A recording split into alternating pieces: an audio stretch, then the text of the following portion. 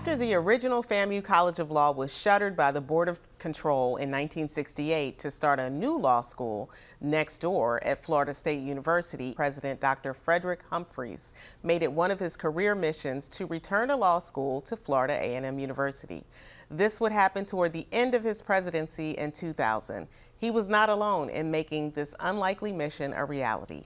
On this segment of Legal Connections, Professor Mitchell gives us insight into the legacy of a key member on the team to reestablish the College of Law. Thank you for joining us. Thank you for having me. Good morning. Good morning. Well, for starters, we know that there were a lot of people who went into this bill. And what can you tell us about why the story of Bishop Holifield is one to be told? Right. Bishop Holifield, everybody accepts that Dr. Frederick Humphreys was the architect of the return of the FAMU College of Law as president of FAMU. Well, Dr. Humphreys was an attorney, so he got his attorney, one of the few vice presidents that he kept. Bishop Holifield was the first, and in that time, only general counsel of FAMU, and was a Harvard Law grad. So he tapped him to say, you're going to make the case for me to get the return of the FAMU College of Law. Fascinating. And as general counsel of FAMU, are you aware of other challenges he faced? Absolutely. He was the very first general counsel under Dr. Walter Smith. So he convinced Walter Smith to be general counsel. In '78, you might recall, FAMU was the national champion, right? The only HBCU to be the national champion of Division I AA. Well, it was Bishop Holifield that appealed to the NCAA and went through that whole administrative process to get the status of 1AA for FAMU and to be eligible for the FCS playoff system. We were the first HBCU, and to this day, the only HBCU to win the national championship when we won it in 1978. So he was awarded the Sports Hall of Fame. He's in the Sports Hall of Fame for his efforts towards that. Well, just a giant, and there are so many people, I'm sure, who are just not as familiar. And what was it like for you to work with him? Well, I met him when I got to Florida as a sophomore, 15-year-old sophomore. They told me he was a Harvard Law grad. I know I wanted to go to law school, so I was introduced to him while I was in high school, and I latched on like a stray puppy, right? So I would kind of hang around him and go to different events. When he took me to the Florida State Black Law Students Association, where his wife was attending law school, got to know him. And so I worked when I was a 4-year scholarship, a presidential scholarship. But I decided to get a joint degree, business and political science. And so when my 4 years ran out, Dr. Humphreys assigned me to the Office of the General Counsel. So I worked with Bishop. He wasn't a faculty member, but he was definitely a teacher. He always looked out for everybody in the office and made it a great place to work and a great place to learn. And so I'm forever grateful that I had the opportunity to work with him. Oh my goodness, yes, and congratulations to you. That's quite a history for you. We know that the law school the Board of Trustees recently honored him.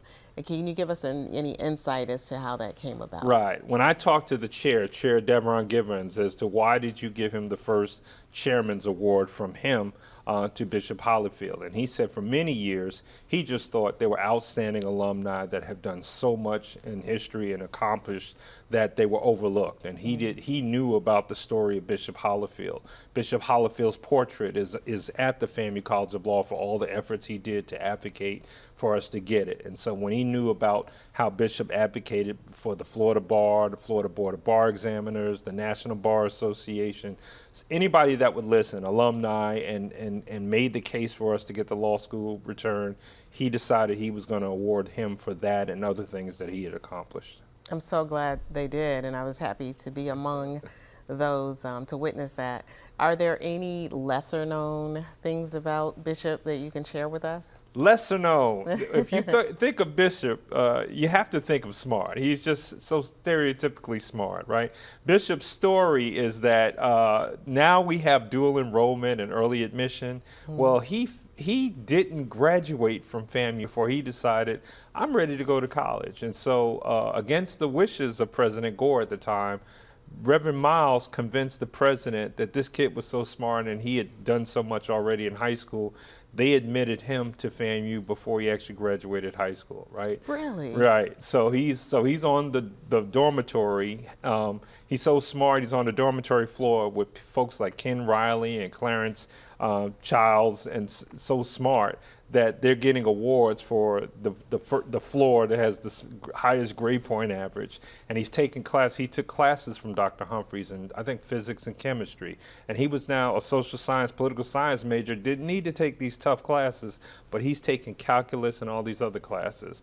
So my funniest story is that he was so smart, and the Alpha Phi Alpha was a fraternity that was stereotypical for being scholars. He joined, and then when it was looking like he was going to get anything other than an A, like a B, he dropped line, and he actually graduated with that one single B while he was enrolled at FAMU. So wow. Right. So he was a great intramural athlete and all of that, but he was also Mr. Civil Rights, because he as a child from Tallahassee fought to have the Dade Street Community Center pool integrated. And so they protested with he and his brother Ed Holifield, also Harvard Medical School grad, and by one vote, they integrated the Dade Street Community Center pool. And lastly, at Harvard Law School, there's an organization, as you know, the Black Law Students Association. He is the co-founder of the Black Law Students Association at Harvard University Law School. Did not realize that.